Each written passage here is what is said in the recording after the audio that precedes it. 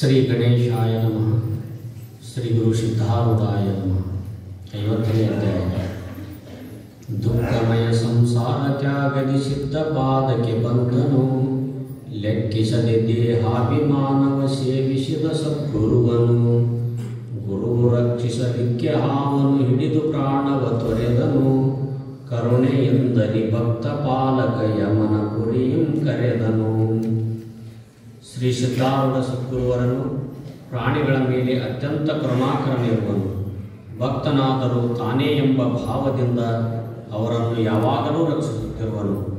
ಆತನ ನಾಮವನ್ನು ನಿತ್ಯ ಚಿಂತಿಸುವುದರಿಂದ ಸರ್ವ ಭಯಗಳನ್ನು ಪರಿಹರಿಸುತ್ತಾನೆ. ಹೀಗಿರುತ್ತಾ ಸದ್ಗುರು ನಾಮವನ್ನು ಜಪಿಸುತ್ತಿರುವನಿಗೆ ಸಂಸಾರ ತಾಪತ್ಯೆಯನ್ನು ಮಾತು. ಆತನ ಸೇವೆಯನ್ನು ಅನನ್ಯ ಭಾವದಿಂದ ಮಾಡುವವನ ಚಿತ್ತವು ಶುದ್ಧಿಯನ್ನು ಹೊಂದುತ್ತದೆ. ಆ ಸದ್ಗುರುವಿಗೆ ತನುಮನ ಧನಗಳನ್ನು ಅರ್ಪಿಸುವವನೇ ನಿಜಜ್ಞಾನವನ್ನು ಪಡೆಯುತ್ತಾನೆ. ತನುವನ್ನು ಗುರುಸೇವೆಗೆ ಹಚ್ಚಬೇಕು. ಗುರುಸೇವಾ ಮಾಡುವುದರಲ್ಲಿ ಗುರು ಆಜ್ಞೆಯೇ ಪ್ರಮಾಣ ಹೊರತು ಇದರ ಯುಕ್ತಾಯುಕ್ತ ವಿಚಾರವೇನೂ ನೋಡಬಾರದು. ಮುಖದಿಂದ ಸದ್ಗುರು ನಾಮ ಉಚ್ಚರಿಸುತ್ತಾ ಹೃದಯದಲ್ಲಿ ಆತನ ಪ್ರೇಮವು ತುಂಬಿದ್ದು ಸಂಸಾರ ಭ್ರಮವೇನೂ ಇಲ್ಲದೆ ನಿಷ್ಕಾಮ ಸೇವೆಯನ್ನು ಮಾಡತಕ್ಕದ್ದು. ನಿಷ್ಕಾಮ ಸೇವೆಯ ಲಕ್ಷಣ ಏನೆಂದರೆ ಫಲಾಪೇಕ್ಷೆಯೂ ಇರಬಾರದು. ಮನಸ್ಸು ಅಣು ಮಾತ್ರವೇನಾದರೂ ಇಚ್ಛಿಸಿತೆಂದರೆ ಆ ಸೇವೆಯು ನಿಷ್ಫಲವಾಗುವುದು. ಲೌಕಿಕ ಶ್ರೇಯಸ್ಸು ಇಚ್ಛಿಸಿ ಸೇವಾ ಮಾಡಿದ್ದಾದರೆ ಅದು ಅಧಮ ಸೇವಾ ಅನಿಸಿಕೊಳ್ಳುತ್ತದೆ. ಮಾನ ಪಡೆಯುವ ದಿಸೆಯಿಂದ ಮಾಡುವ ಸೇವೆ ಮಧ್ಯಮ ತರದ್ದಾಗಿರುವುದು. ಸದ್ಗುರುವನ್ನು ತನ್ನ ಸೇವೆಯಿಂದ ಸಂತೋಷಪಡಿಸಬೇಕು. ಆತನು ತುಷ್ಟನಾದರೆ ತನಗೆ ಸುಖವು. ಆತನಿಗೆ ತನ್ನ ಸೇವಾ ಮನಸ್ಸಿಗೆ ಬಾರದಿದ್ದರೆ ದುಃಖ ಪಡಬೇಕು. ಈ ಭಾವದಿಂದ ಯಾವಾತನು ಸೇವಿಸುವನೋ ಆತನದು ಉತ್ತಮ ಸೇವಾ ಅನ್ನತಕ್ಕದ್ದು. ಆದರೆ ಇದಕ್ಕೂ ವಿಶೇಷವಾಗಿ ಉತ್ತಮೋತ್ತಮ ಅನ್ನಿಸತಕ್ಕಂಥ ಸೇವೆಯು ಯಾವುದೆಂದರೆ ನಾನು ಮತ್ತು ನನ್ನದು ಎಂಬುದೆಲ್ಲ ಸದ್ಗುರುವಿಗೆ ಅರ್ಪಿಸಿ ಆತನ ದಾಸನಾಗಿರಬೇಕು. ಇಂತಹ ಶ್ರೇಷ್ಠ ದಾಸ್ಯತ್ವದ ಲಕ್ಷಣಗಳನ್ನು ಹೇಳುವೆನು. ಶ್ರೋತಾ ಜನರೇ ಕೇಳಿರಿ. ಸದ್ಗುರು ಮುಖದಿಂದ ಹೊರಡುವ ಮಹಾವಾಕ್ಯಾರ್ಥವನ್ನು ಏಕಾಗ್ರ ಮನಸ್ಸಿನಿಂದ ಶ್ರವಣ ಮಾಡಬೇಕು. ಅನಂತರ ಏಕಾಂತ ಸ್ಥಾನದಲ್ಲಿ ಅದರ ಅಖಂಡ ಮನನವನ್ನು ಮಾಡತಕ್ಕದ್ದು. ಅದು ಹೇಗೆಂದರೆ ಸ್ವರೂಪದಲ್ಲಿ ಅನುಸಂಧಾನ ಹಿಡಿದು ವಾಕ್ಯ ವಿವೇಚನವನ್ನು ಮಾಡಬೇಕು.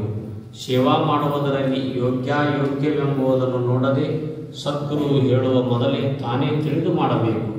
ಇತರರು ಮಾಡತಕ್ಕ ಸೇವೆಯೆಂದು ತಾನು ಸುಮ್ಮನಿರಬಾರದು. ಈ ಪ್ರಕಾರ ಸೇವೆಯನ್ನು ಮಾಡುವಾತನೇ ಜ್ಞಾನಾಧಿಕಾರವನ್ನು ಪಡೆಯುತ್ತಾನೆ. ಆತನೇ ಮುಕ್ತಿ ಕಾಂತಿ ಯೋಗ್ಯವರನೆಂದು ಆತನಿಗೆ ಬೇಗನೆ ಆಕೆಯ ಮಾಲೆಯನ್ನು ಹಾಕುತ್ತಾಳೆ. ಇಂತಹ ಸೇವೆ ಮಾಡುವುದರಲ್ಲಿ ಬಹಳ ಆದರಯುಕ್ತನಾಗಿ ಯಾವಾತನ್ನು ಸೇವಿಸಿದನು ಎಂಬುದನ್ನು ಸವಿಸ್ತಾರವಾಗಿ ಹೇಳಬೇಕೆಂದು ಚತುರರಾದ ಶ್ರೋತಾ ಜನರು ಇಲ್ಲಿ ವಿಚಾರಿಸುತ್ತಾರೆ. ಅದನ್ನೇ ಹೇಳುವೆನು, ಕೇಳಿರಿ. ಶ್ರೀ ಸಿದ್ಧಾರೂಢ ಸದ್ಗುರುನಾಥರು ಸಿದ್ಧಾಶ್ರಮದಲ್ಲಿ ಸ್ಥಿರವಾಗಿರುತ್ತಿದ್ದಾಗ ನಿತ್ಯದಲ್ಲಿಯೂ ಅವರ ಸನ್ನಿಧಿಗೆ ಚನ್ನಮಲ್ಲಪ್ಪನೆಂಬ ಸದ್ಗುಣಿಯಾದ ಭಕ್ತನು ಬರುತ್ತಿದ್ದನು. ಸದ್ಗುರು ಪಾದಗಳಲ್ಲಿ ಆತನ ಭಕ್ತಿಯು ನೆಲೆಗೊಂಡು ಗೃಹಕೃತ್ಯದ ಚಿಂತೆಯೆಲ್ಲ ಬಿಟ್ಟನು. ನಿತ್ಯ ಕಾಲದಲ್ಲಿಯೂ ಸದ್ಗುರು ಸಮೀಪದಲ್ಲಿ ಆತನು ಇದ್ದು ಸಿದ್ಧರು ಹೇಳಿದ ಕೆಲಸವನ್ನು ಮಾಡಬೇಕು. ಇಲ್ಲವಾದರೆ ಅವರಿಗೆ ಕೇಳಬೇಕು. ಇಲ್ಲವೆಂದರೆ ಸೇವಾ ಸಿಗುವ ದಾರಿ ನೋಡುತ್ತಾ ಸುಮ್ಮನೆ ಕೂಡಬೇಕು. ಈ ಪ್ರಕಾರ ಇರುತ್ತಿದ್ದನು. ರಾತ್ರಿ ಕಾಲದಲ್ಲಿ ಊರೊಳಗೆ ನೆರೆಯವರಲ್ಲಿ ಹೋಗಿ ನೇಯುತ್ತಿದ್ದು ಹೊಟ್ಟೆ ಸಲುವಾಗಿ ಸಿಕ್ಕುವಷ್ಟರ ಮೇಲೆ ತಾನು ಹೆಂಡತಿ ಕೂಡ ಜೀವನ ನಡೆಸುತ್ತಿದ್ದನು. ಒಂದಾನೊಂದು ದಿವಸ ಮಠದಿಂದ ಮನೆಗೆ ಬಂದ ಕೂಡಲೇ ಆತನನ್ನು ಕುರಿತು ಹೆಂಡತಿಯು ಸಿಟ್ಟಿನಿಂದ ಅನ್ನುತ್ತಾಳೆ, ನೀನು ಸಿದ್ಧರ ಕಡೆ ಹೋಗಿ ಕುಳಿತರೆ ಮನೆಯ ಚಿಂತೆ ಯಾರು ಮಾಡಬೇಕು? ಮನೆಯಲ್ಲಿ ನಿಶ್ಚಿಂತವಾಗಿ ಊಟ ಸಿಗುತ್ತದೆಂದು ನೀನು ಇಲ್ಲಿಗೆ ಬರುತ್ತಿ. ಹೊಟ್ಟೆಗಾಗಿ ಮಾತ್ರ ಕೆಲಸ ಮಾಡಿಕೊಂಡಿದ್ದಕ್ಕೆ ನಿನಗೆ ನಾಚಿಕೆ ಇಲ್ಲ. ಹಗಲು ಹೊತ್ತಿನಲ್ಲಿ ಏನಾದರೂ ಕೆಲಸ ಮಾಡಿದ್ದಾದರೆ ನನಗೆ ಚಲೋ ಸೀರೆಗಳಾದರೂ ಸಿಕ್ಕಾವು. ಕುತ್ತಿಗೆಗೆ ಎರಡನೆಯವರಿಗೆ ಇರುವಂತೆ ಒಂದು ಬಂಗಾರದ ಸರಿಗೆ ಇಲ್ಲ. ಬೇರೆ ಹೆಂಗಸರು ಇಟ್ಟುಕೊಳ್ಳುವ ನಮೂನೆಯ ಸುಂದರವಾದ ದಾಗಿನಗಳು ನನಗಿಲ್ಲ. ನಿನ್ನಂಥ ದರಿದ್ರನು ನನಗೆ ಗಂಟು ಬಿದ್ದ ಮೇಲೆ ಅವನು ನಾನು ಹೇಗೆ ಕಂಡೇನು? ಈ ಜನ್ಮದಲ್ಲಿ ನಿನ್ನ ಸಂಗತಿ ಸಾಕು. ಇನ್ನು ಮುಂದೆ ಇಂಥ ದುಷ್ಟಗತಿ ನನಗೆ ಬೇಡ. ನಾನು ಎರಡನೆಯವನ ಕೈ ಹಿಡಿದಿದ್ದರೆ ಒಳ್ಳೆಯ ಸ್ಥಿತಿಯನ್ನು ಕಾಣುತ್ತಿದ್ದೆ. ಈ ಮಾತುಗಳನ್ನು ಕೇಳಿ ಅವಳನ್ನು ಕುರಿತು ಚನ್ನಮಲ್ಲಪ್ಪನು, ನಾನು ಭಿಕಾರಿ ಇದ್ದೇನೆಂದು ಈಗಲಾದರೂ ನಿನಗೆ ತಿಳಿಯುತ್ತಲ್ಲ, ಹಾಗಾದರೆ ನೀನು ಸುಖದಿಂದ ಶ್ರೀಮಂತರ ಮನೆಗೆ ಹೋಗಿರು, ನಾನು ಭಿಕಾರಿಯಾಗಿ ನಿನ್ನ ವಚನವನ್ನೇ ಸತ್ಯ ಮಾಡುವೆನು ಎಂದು ನುಡಿದು ತನ್ನ ಮೈಮೇಲಿನ ವಸ್ತ್ರಗಳನ್ನೆಲ್ಲ ಕಳೆದು ಒಂದು ಕೌಪಿನ ಮಾತ್ರ ಧಾರಣ ಮಾಡಿ ಜೋಳಿಗೆ ತೆಗೆದುಕೊಂಡು ಹೊರಟನು. ಮನೆಗೆ ಹೋಗಿ ದ್ವಾರದಲ್ಲಿ ನಿಂತು ಶ್ರೀ ಸಿದ್ಧಾರೂಢರ ನಾಮದಿಂದ ಕೂಗಿ ಭಿಕ್ಷೆ ಸಿಕ್ಕಿದ ಮೇಲೆ ಹೋಗುವನು. ಜೋಳಿಗೆ ತುಂಬ ಭಿಕ್ಷೆ ತೆಗೆದುಕೊಂಡು ಸಿದ್ಧಾಶ್ರಮಕ್ಕೆ ಹೋಗಿ ಸಿದ್ಧಾರೂಢರ ಮುಂದೆ ಇಟ್ಟು ಕೈ ಜೋಡಿಸಿ ನಿಂತುಕೊಂಡನು. ಆತನು ನೋಡಿ ಸದ್ಗುರುಗಳು ಇದೇನು ಮಾಡಿದೆ ಎಂದು ಕೇಳಿದ್ದಕ್ಕೆ ಚನ್ನಮಲ್ಲಪ್ಪನು ಸರ್ವವೃತ್ತಾಂತವನ್ನು ನಿವೇದಿಸಿ ಹೆಂಡತಿಯು ನನಗೆ ವೈರಾಗ್ಯವನ್ನು ಬೋಧಿಸಿದಳು. ಆಕೆಯ ತೀಕ್ಷ್ಣವಾದ ವಚನಗಳಿಂದ ನನ್ನ ಹೃದಯವು ಭೇದಿಸಲ್ಪಟ್ಟು ಸಂಸಾರದಿಂದ ನನ್ನ ಮನಸ್ಸು ತಿರುಗಿ ನಿನ್ನ ಪಾದಗಳನ್ನೇ ದೃಢವಾಗಿ ಹಿಡಿದಿರುವೆನು ಎಂದು ಹೇಳಿದನು. ದಯಾಳುವಾದ ಸದ್ಗುರುಗಳು ಆತನನ್ನು ಸ್ವೀಕರಿಸಿದಾಗ ಆ ಚನ್ನಮಲ್ಲಪ್ಪನಿಗೆ ಬಹಳ ಆನಂದವಾಯಿತು. ಅಂದಿನಿಂದ ಚನ್ನಮಲ್ಲಪ್ಪನು ಸದ್ಗುರುವಿನ ಕೂಡ ಮಠದಲ್ಲೇ ಇರುವಂಥವನಾದನು. ನಿತ್ಯದಲ್ಲಿಯೂ ಊರೊಳಗೆ ಹೋಗಿ ಭಿಕ್ಷೆ ಬೇಡಿಕೊಂಡು ತಂದ ಅನ್ನವನ್ನು ಸಿದ್ಧರ ಮುಂದಿಟ್ಟು ಅವರು ಕೊಟ್ಟಷ್ಟನ್ನು ಮಾತ್ರ ತಾನು ತೆಗೆದುಕೊಳ್ಳುವನು. ಚನ್ನಮಲ್ಲಪ್ಪನು ಮನಸ್ಸಿನಲ್ಲಿ ಹೀಗೆ ಚಿಂತಿಸುವನಾದನು, ಗುರು ಸೇವೆಗೋಸ್ಕರ ನಾನು ಇಲ್ಲಿ ಇರುತ್ತಿರುವೆನು. ಆದ್ದರಿಂದ ಗುರು ಸೇವೆಯ ವಿನ ನನ್ನ ಜೀವಿತವು ಈ ಲೋಕದಲ್ಲಿ ವ್ಯರ್ಥವಾಗಿರುವುದು.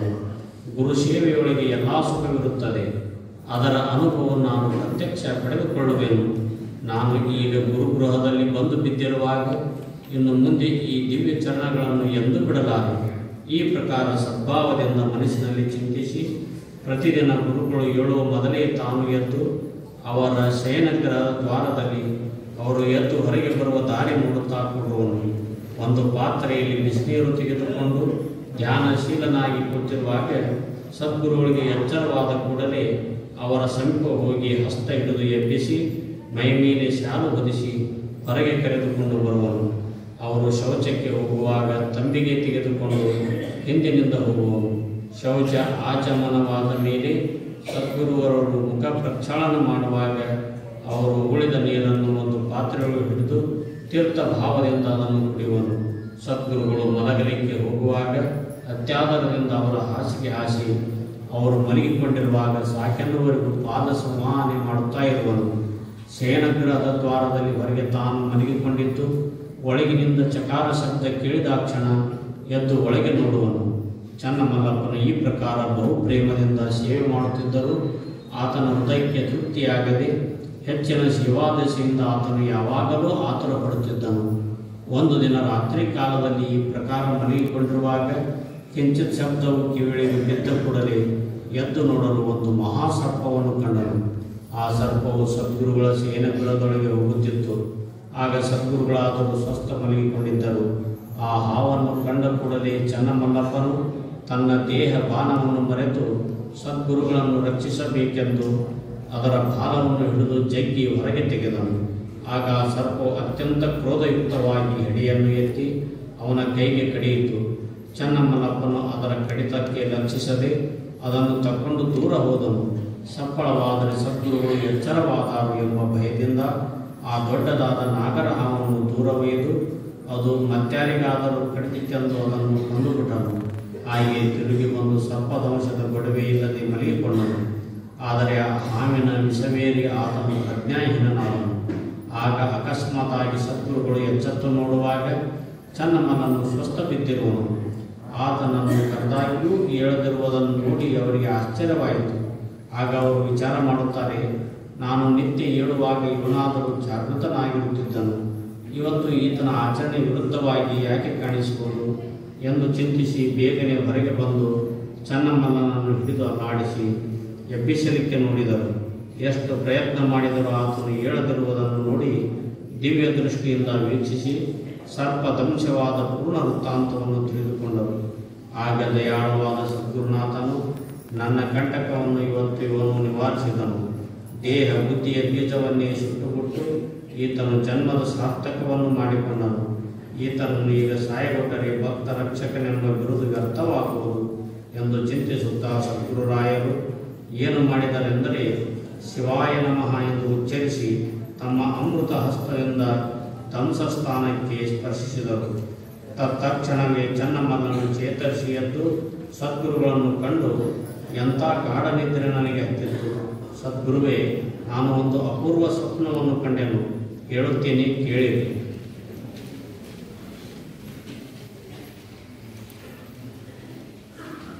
ಯಮದೂತರು ಬಂದು ನನ್ನನ್ನು ಯಮನ ಮುಂದೆ ಒಯ್ದು ನಿಂದಿರಿಸಿದರು.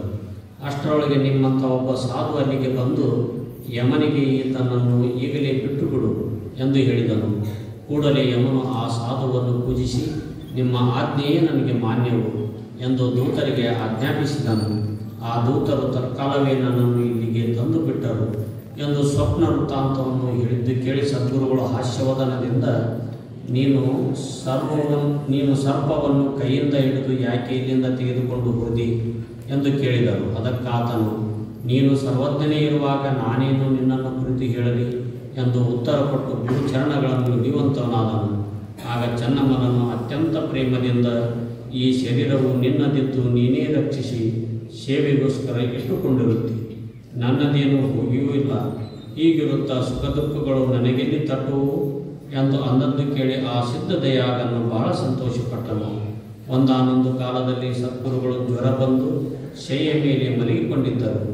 ಆ ಸಮಯದಲ್ಲಿ ಅವರ ಪಾದಗಳ ಕಡೆಗೆ ಕುಳಿತಿರುವನು. ಸದ್ಗುರುಗಳಿಗೆ ಕೆಮ್ಮು ಬಂತೆಂದರೆ ಇವನು ಏನು ಮಾಡುವೆನೆಂದರೆ, ಅವರು ಶ್ಲೇಷ್ಮವನ್ನು ಉಗುಳುವಾಗ ತಾನು ಬಾಯಿ ತೆರೆದು ಅದನ್ನು ತಕ್ಕೊಂಡು ಇದು ಅಮೃತ ಸಮಾನವೆಂದು ತಿಳಿದು ನುಂಗಿಬಿಡುವನು. ಇದರಿಂದ ಚಿತ್ತಕ್ಕೆ ಅತ್ಯಂತ ನಿರ್ಮಲತೆಯು ಪ್ರಾಪ್ತಿಯಾಗುವುದು. ಅಲ್ಲಿ ಇಡೀ ರಾತ್ರಿ ಕುಳಿತಿರುವಾಗ ಬಹು ಪ್ರೇಮದಿಂದ ಸದ್ಗುರುನಾಥನನ್ನು ಚಿಂತಿಸುತ್ತಾ ಪ್ರೇಮವು ಅನಿವಾರ್ಯವಾಗಿ ನೇತ್ರಗಳಿಂದ ಅಸಪಾತವಾಗುತ್ತಿತ್ತು. ಆಗ ಗುರುಶೇವ ಹೇಗೆ ಮಾಡಬೇಕಂತ ಮನಸ್ಸಿನಲ್ಲಿ ವಿಚಾರಿಸುತ್ತಾ ನಾನು ಸದ್ಗುರು ಪಾದಗಳಿಗೆ ಪಾದರಕ್ಷೆಯಾಗುವೆನು. ಹೀಗಾದರೆ ನಿರಂತರ ಆತನ ಚರಣಗಳಲ್ಲಿ ಇರಲಿಕ್ಕೆ ಶಕ್ಯವಾಗುವುದು. ಆತನ ಹಾಸಿಗೆಯಾದನೆಂದರೆ ಸದ್ಗುರು ನನ್ನ ಮೇಲೆ ಮಲಗಿರುವಾಗ ಆತನ ದೇಹದ ಸುಖಸ್ಪರ್ಶವನ್ನು ನಾನು ನಿತ್ಯ ಭೋಗಿಸುತ್ತಿರುವೆನು. ನಾನು ಆತನು ಹೊತ್ತುಕೊಳ್ಳುವ ಶಾಲು ಆದನೆಂದರೆ ನನ್ನನ್ನು ಹೊತ್ತುಕೊಂಡಿರುವಾಗ ಆತನ ಶರೀರದ ಸುವಾಸನೆಯನ್ನು ನಿತ್ಯ ಗ್ರಾಣಿಸುತ್ತಾ ಸುಖದಿಂದಿರುವೆನು. ಆತನ ದಶೆಯಿಂದ ಈ ದೇಹವನ್ನು ಸವೆಸುವೆನು ಮತ್ತು ಇದರ ಸಲುವಾಗಿ ಅನೇಕ ಜನ್ಮಗಳನ್ನು ತೆಗೆದುಕೊಳ್ಳುವೆನು. ಆತನಿಗೋಸ್ಕರ ನಾನು ಪುಷ್ಪಲತೆಯಾಗಿ ನಿತ್ಯ ಆತನನ್ನು ಪುಷ್ಪಗಳಿಂದ ಪೂಜಿಸುವೆನು. ಈ ಪ್ರಕಾರ ಸೇವಾ ನನಗೆ ಯಾವಾಗ ದೊರಕಿತು ಎಂದು ಚೆನ್ನಮಲ್ಲಪ್ಪನು ಮನಸ್ಸಿನಲ್ಲಿ ಆತರ ಕೊಡುತ್ತಾ ಕುಳಿತಿರುವಾಗ ಸದ್ಗುರು ದಯಾಳನು ಮೂತ್ರ ವಿಸರ್ಜನೆಗೆ ಎದ್ದನು. ಇದನ್ನು ನೋಡಿ ಚೆನ್ನಮಲ್ಲಪ್ಪನು, ಸದ್ಗುರುವೇ, ನಿನಗೆ ಹೊರಗೆ ಹೋಗಲಿಕ್ಕೆ ಶಕ್ತಿ ಇಲ್ಲ, ಇಲ್ಲೇ ಕೂಡು, ಪಾತ್ರೆ ಇಡುವೆನು ಎಂದು ಹೇಳಿ ಏನು ಮಾಡಿದನೆಂದರೆ, ಪಾತ್ರೆ ಇಟ್ಟಿದ್ದೇನೆ ಎಂದು ನುಡಿದು ತಾನೇ ಮುಖ ಪಸರಿಸಿ ಮೂತ್ರವನ್ನೆಲ್ಲ ತನ್ನ ಮುಖದೊಳಗೆ ತೆಗೆದುಕೊಂಡು ಗಟಗಟನೆ ಕುಡಿದು ಬಿಟ್ಟನು. ಚೆನ್ನಮಲ್ಲಪ್ಪ ಶಿಷ್ಯನು ಧನ್ಯನು. ಇದಕ್ಕೂ ಹೆಚ್ಚಿನ ಗುರುಸೇವೆಯೂ ಇಲ್ಲವು. ವೇದ ಶಾಸ್ತ್ರ ಪುರಾಣ ಇತಿಹಾಸಗಳನ್ನೆಲ್ಲ ಹುಡುಕಿದರೂ ಇಂಥ ಗುರುಸೇವಾ ಮಾಡುವವನನ್ನು ಕಾಣಲಾರೆವು. ದೇವಾದಿದೇವನಾದ ಸದ್ಗುರುರಾಯನನ್ನು ಚೆನ್ನಮಲ್ಲಪ್ಪನು ದೇಹಾಭಿಮಾನವನ್ನು ಪೂರಾ ಬಿಟ್ಟು ತನ್ನವನ್ನಾಗಿ ಮಾಡಿಕೊಂಡನು. ಇಷ್ಟಾದ ಮೇಲೆ ಆತನಿಗೆ ಸ್ವಯಮೇವ ಆತ್ಮಜ್ಞಾನವು ಗುರುಕೃಪೆಯಿಂದ ಪ್ರಕಾಶಿಸುವಂಥದ್ದಾಯಿತು. ಇಲ್ಲಿ ಗುರುಸೇವೆಯ ಸೀಮಾ ಹತ್ತಿತು. ಸಿದ್ಧ ಸದ್ಗುರು ಆತ್ಮರಾಮನೇ ಅವತರಿಸಿದ್ದು ಆತನನ್ನು ಈ ಪ್ರಕಾರ ಭಜಿಸಿ ಚೆನ್ನಮಲ್ಲಪ್ಪನು ಮಂಗಲಧಾಮವನ್ನು ಹೊಂದಿದನು ಎಂಬಲ್ಲಿಗೆ ಶ್ರೀ ಸಿದ್ಧಾರೂಢರ ಕಥಾಮೃತದ ಶ್ರವಣ ಮಾತ್ರದಿಂದ ಸರ್ವ ಪಾಪಗಳನ್ನು ಭಸ್ಮ ಮಾಡುವಂಥ ಅತಿ ಮಧುರವಾದ ಈ 50ನೇ ಅಧ್ಯಾಯವನ್ನು ಶಿವದಾಸನು ಶ್ರೀ ಸಿದ್ಧಾರೂಢ ಸದ್ಗುರುಗಳ ಚರಣಾರವಿಂದ